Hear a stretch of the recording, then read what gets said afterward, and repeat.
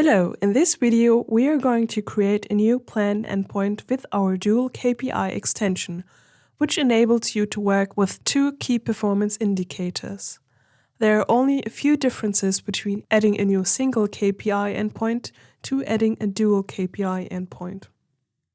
You need to at least have the WMC user status to log into the right management console and have access to the Endpoints tab. It is also possible to import or export endpoints. For now, I am going to create a new Dual KPI endpoint. We now have a subdivided window, one with the general settings and period settings on the left side, and one for the dimension settings on the right side. Choose the database connection you want to connect to and set a name for the new endpoint. You may choose one or multiple spaces for this endpoint, but you can only set spaces that your user has access to. The default setting for the reload type is full app reload, which is generally the most preferred method, followed by partial app reload. You could also choose task reload, but that is only available for ClickSense server on Enterprise. Usually, you would already have the right period presets, so you would just choose the one you need and move on to the dimension settings. You could also just add periods manually. Clicking Configure Presets opens the period presets. Here you can create, edit and delete presets.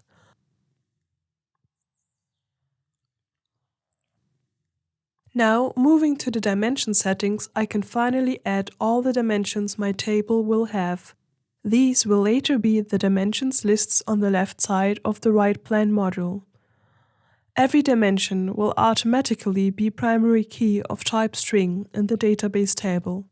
And because every entry is a primary key, the dimension settings cannot be altered after saving. Moving on to the KPI settings. Those are the key figures, and in my case I want to calculate with price and amount. You may choose to enable history for a detailed overview of each data change before moving on. If everything is entered correctly, the new Dual KPI endpoint can be saved. The corresponding database tables of the endpoint will now be generated fully automatically. Doing so shows us the data loading script for Click. A closer look and we can already see that the structure is more complex than the single KPI model. Different to single KPI is the generated dimension key that links the relational tables. Together with two temporary cross tables and the dimensions table, right creates one final table. We can copy the script by clicking the button in the upper right corner. I now have a data location for my endpoint with the number of columns I just created plus all periods. The last thing for me to do now is to connect the new endpoint in my right object in the Click app. To do so, just go to the extension's property panel and click on Server Settings. The endpoint should appear in the drop-down list. The previously entered KPIs can now be added under Measures. Now the only thing left to do is to choose the right calculation strategy. With this newly created endpoint, we are going to have a look into my database.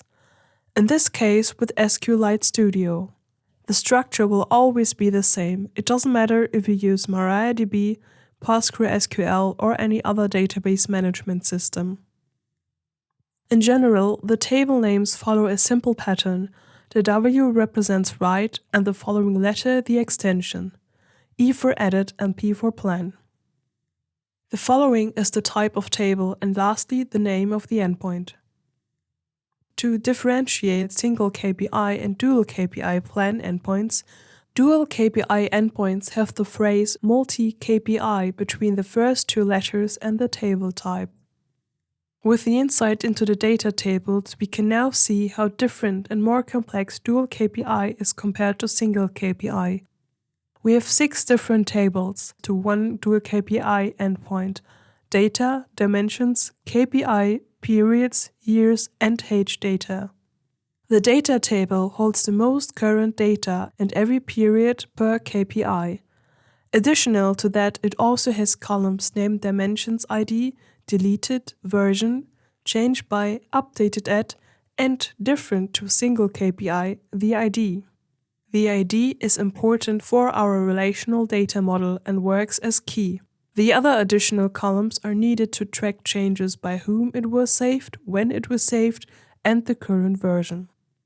The dimensions table with my recently defined dimensions also has the column ID. Then there are two tables used for mapping.